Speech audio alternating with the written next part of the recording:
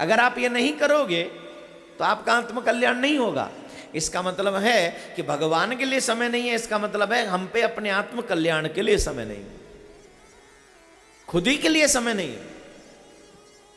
इसलिए साधु संतों ने, सौनकादिक ऋषियों ने प्रश्न किया, हे महाराज, कथा सारम मम कर्ण रसायन, हे सूत जी महाराज, इस संसार के लोगों का कल्याण अल्प समय में हो जाए ऐसी कथा का सार सुना दीजिए। सूत जी महाराज बोले, हम तुम्हें भागवत सुना देते हैं, मात्र 7 दिन में भागवत सुनने से बेड़ा पार हो जाता है, मात्र 7 दिन में। बोले महाराज हमारा ही कल्याण होगा कि इससे पहले भी किसी का हो गया? बोले बिल्कुल हुआ है। किसका कल्याण हुआ है? बोले एक समय की बात है, देवर्षि नारद वृंदावन में भ्रमण करते करते पहुंच गए। भ्रमण अनेकों तीर्थों में, श्रीरंगम सेतु बंदनम, अनेक तीर्थों में भ्रमण करते करते जब देवर्षि नारद वृंदावन में पहुंचे तो वृंदावन में पहुंचकर उन्होंने देखा एक नवयुवान स्त्री जमुना के तट पर बैठी हुई है, उसके पास 2 वृद्ध पुरुष पड़े हुए हैं अचेत अवस्था में, और वो बड़ी जोर जोर से रो रही है। देवर्षि नारद ने सोचा ये स्त्री रो रही है, बेचारी लगती है दुखी है। साधु कौन है? साधु कौन है जो किसी का दुख न देख सके? दुष्ट कौन है जो किसी का सुख न देख सके? तुम कौन हो?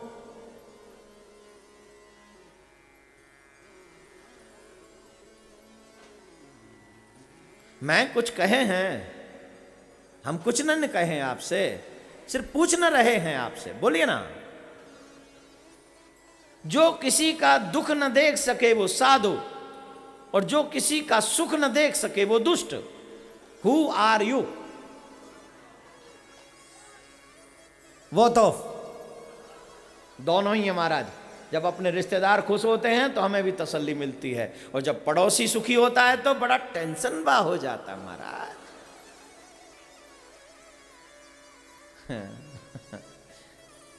यही अंतर है साधु में और साधारण में।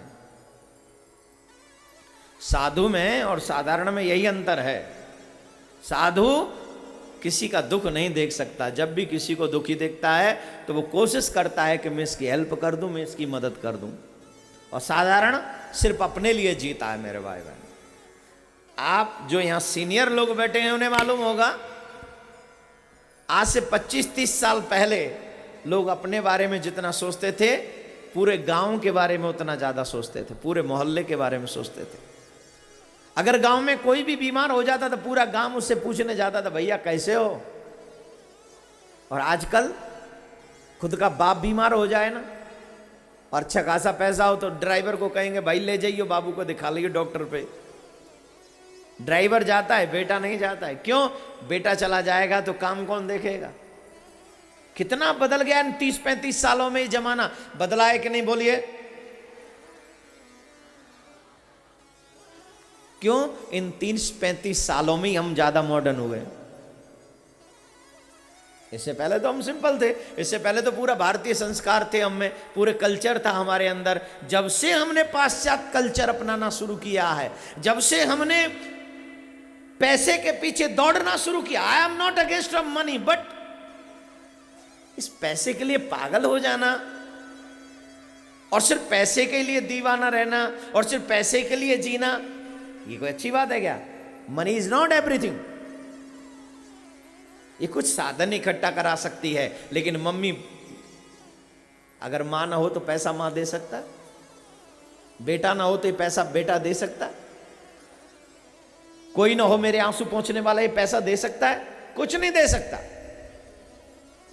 क्योंकि जब से हम लोग मनी माइंडेड हुए हैं तब से हमारे सारे संस्कार समाप्त हो गए हैं। इसलिए कलयुग के लोगों पे अच्छे काम के लिए समय नहीं महाराज, इसलिए कम समय में ही सार सुना दीजिए। सुना रहे हैं। देवी जी को रोते हुए देखा, नारद जी साधु हैं, मन में दुख हुआ, ये क्यों रो रही है? रोता हुआ देखा, कष्ट हुआ, लेकिन सोचा आखिर स्त्री है, ज्यादा बात करना ठीक नहीं है। क्यों? क्योंकि संसार में जहाँ जन्म होता है वहीं कहीं मरण होता है। सब लोग अपने अपने कर्मों का फल भोगते हैं। इसलिए ज्यादा दुखी नहीं होना है। देवर्षि नारद जाने लगे तो उस स्त्री ने आवाज लगाई, भो भो साधु क्षणम तिष्ठम चिंता मपिनाशय दर्शनम तब लोकस्य सर्वथा गैरम परम तिष्ठति नाम साधु। मैंने सुना है जब जीव दुखी हो जाए और उसे संत का दर्शन हो जाए तो जीव के दुख समाप्त हो जाते हैं। कृपा करिए महाराज, मेरे ऊपर प्रार्थना करती हूं आपसे। पूछा देवर्षि नारद जी ने, कौन है आप देवी? बोले, अहम भक्ति रीतिम ख्याता मोर मेर तनयोर मतो ज्ञान वैराग्य ना मानो काल योगे न जर्जरो। महाराज मैं भक्ति हूं, मेरे पुत्र ज्ञान वैराग्य कलयुग के प्रभाव से जर्जर हो गए हैं और ये जमाना मेरी हंसी करता है, मेरी बदनामी करता है। माँ जवान है, पुत्र बूढ़े हैं, इसी बात का दुख है। राधे राधे बोलना पड़ेगा, जोर से बोलना पड़ेगा।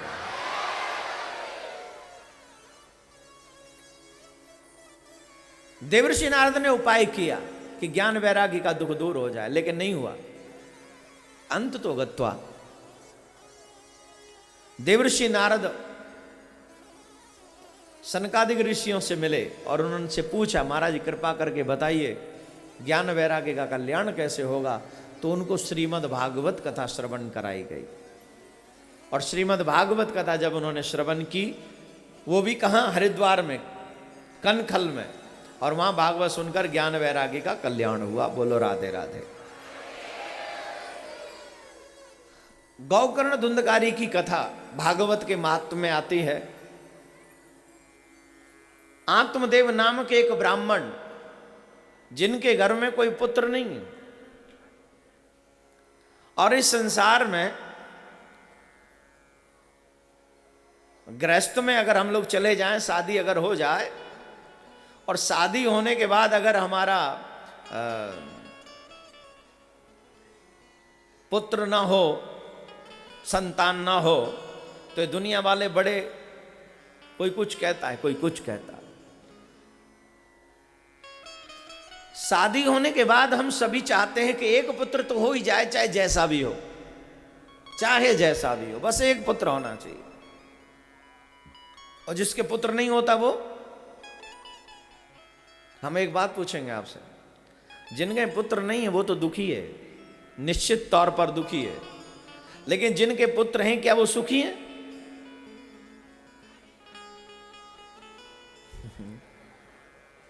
नाहीन है महाराज, सुखी नाहीन है, पक्का नहीं है। क्यों?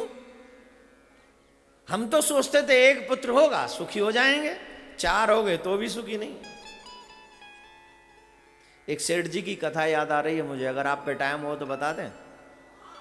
कितने बजे जाना है?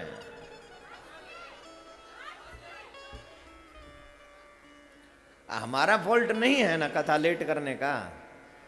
हमको जब फोन पहुंच गया कि हाँ महाराज अब ठीक है आ जाइए, तभी ना आएंगे हम।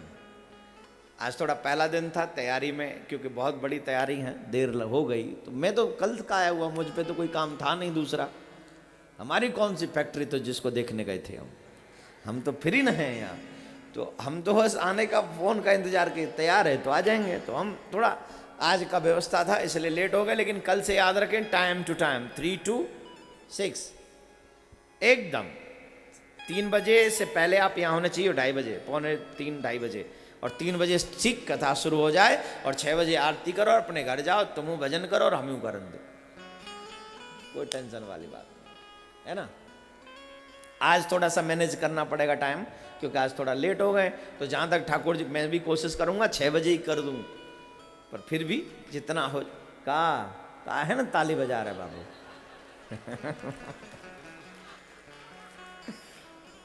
सुन तो लीजिए हम का कह रहे हैं। राधे राधे बोलना पड़ेगा।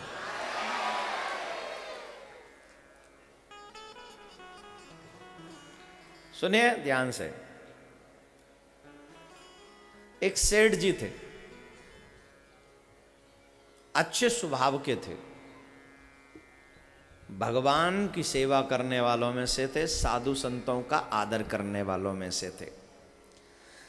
एक दिन की बात है, उनके घर पे एक संत पधारे और जब संत पधारे,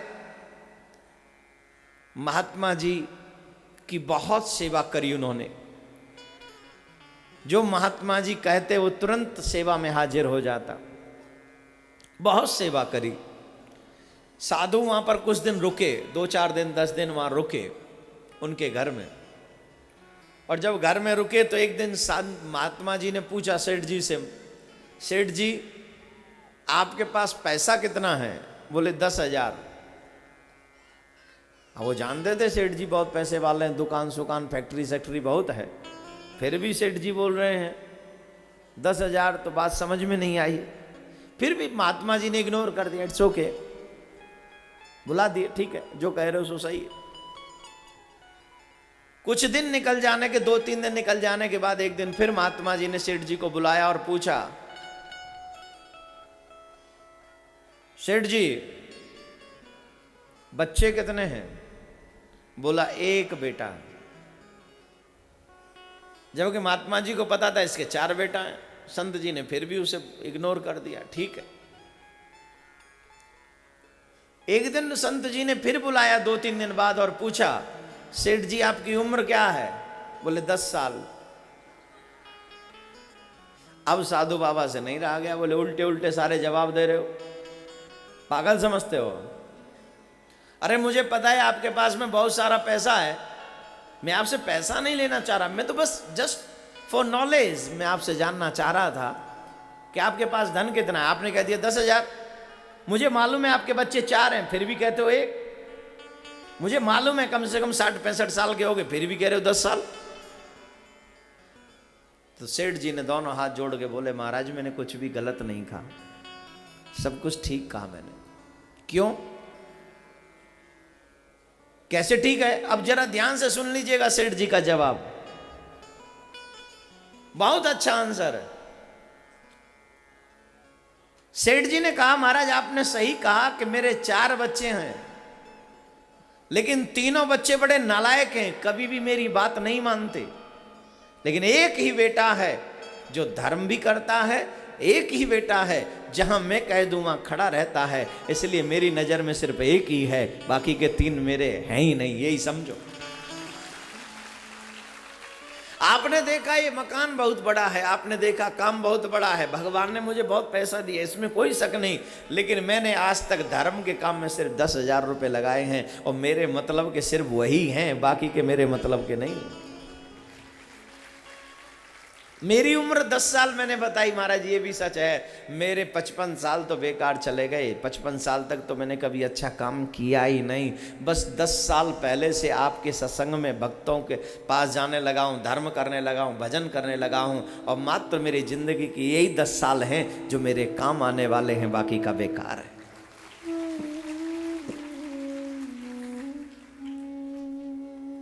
इसीलिए मैं बच्चों से भी कहता हूं मेरे प्यारे, कौन कहता है कि कथा बुढ़ापे में सुननी चाहिए? नहीं, वो न धर्म को जानते हैं न धर्म के विषय में जानते हैं। जो भी आपसे कहे कि कथा सुनना बुजुर्गों का काम है, समझ लेना वो बहुत ही गलत रास्ते पर चलने वाले लोग होंगे।